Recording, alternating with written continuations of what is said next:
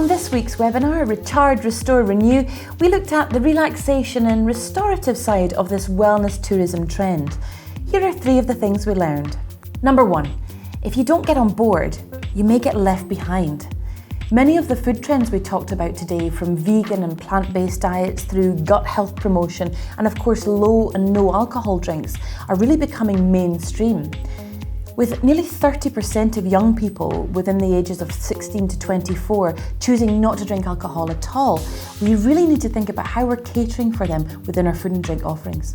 Number 2, people really need to have time to rest.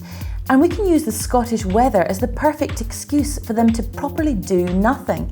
And also being surrounded by the dramatic Scottish scenery is a way to really put their lives in perspective. Number 3, appealing to the wellness market doesn't necessarily mean doing anything new. By looking at what you already have, such as the natural resources like walks in the hills or in the woodlands around your area, as well as the healthy, wholesome, locally sourced food that you already serve, and just changing how you sell or describe that to appeal to people who are looking to connect with nature, with the surroundings, themselves and their bodies, that can really help your business to appeal to this market.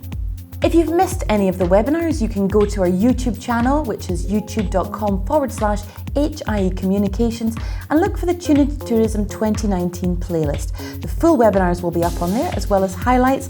And if you've not signed up for this series, make sure you do that now. Just click on the link above or visit hie.co.uk/Tinto.